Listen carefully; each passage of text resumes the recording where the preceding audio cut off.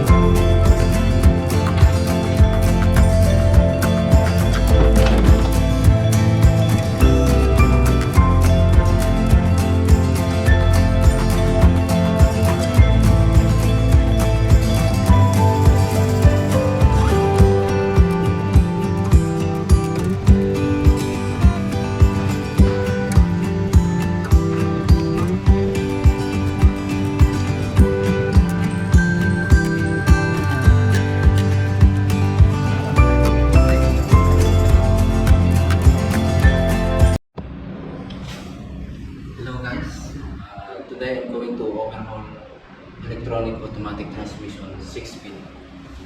This transmission has low power problem and it was diagnosed. The flanges are already worn out and it is necessary to replace. So let's start. First we need to remove all the sensors.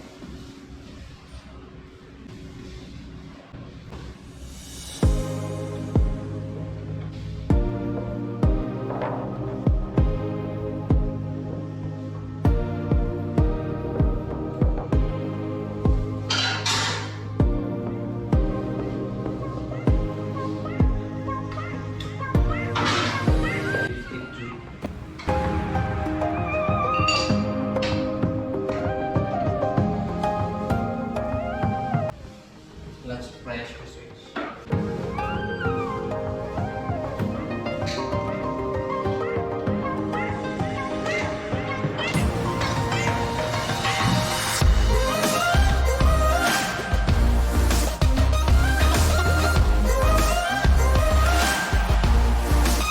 Transmission range switch, including selector lever, bracket.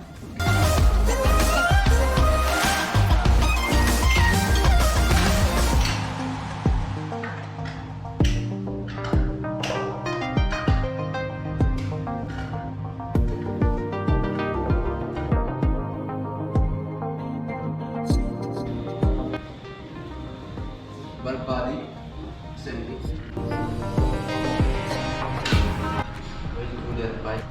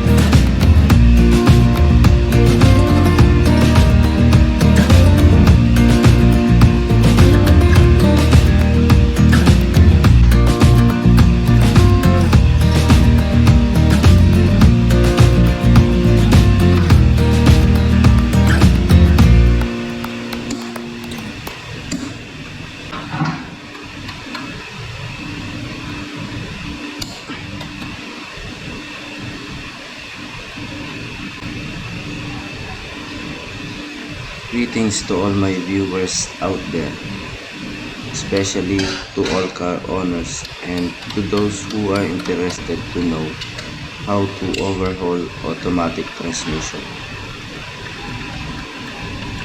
Whatever your nationality is, overhauling of automatic transmission is not that simple even to us as general repair technician, because we're not doing this every day. In fact, we still need to click on our workshop manual or website for specs and service limit. As you can see, it's not that easy, and of course, repair cost is also high. For sure, it will be a big loss from your pocket.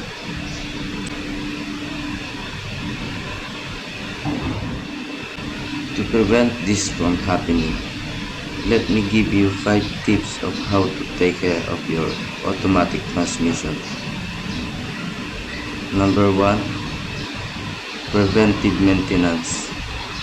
From the word itself, preventive maintenance is to maintain your car in good running condition and prevent any problem in the future. 80% of transmission problem can be prevented if you are changing your transmission fluid periodically using genuine gear oil, lubricants. 80% also of our customer that has transmission related issues was diagnosed with the root cause of skipping changing their gear oil or automatic transmission fluid. So please ask your dealership's service advisor or technician when do you have to change your gear oil or automatic transmission fluid. Number 2. Always check your parking space for leak, because nobody knows when the oil seal, gasket and o-ring will last. They are the most common cause of oil leak. Number 3. At least warm up your transmission before driving at high speed. Even your engine needs warm up, and so was your transmission too. Number 4 tip.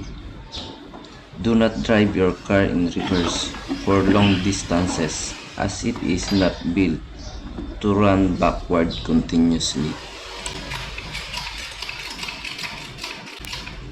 And the last but not the least, be aware of any malfunction indicator lights on your gauge control panel, especially if the malfunction indicator flashes on your gauge display.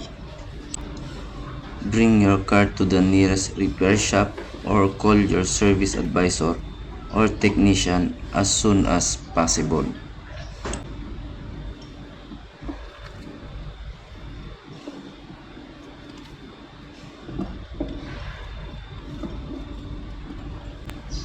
Now that you already knew what to do, let me remind you that the ultimate job of transmission is to transmit engine power into your drive wheels and modifies your gear speed ratio on whatever you wish to. So this means your engine is useless without your transmission. It is wise to remember the 5 tips I've mentioned earlier, especially the first one, because like I always say, prevention is better than cure.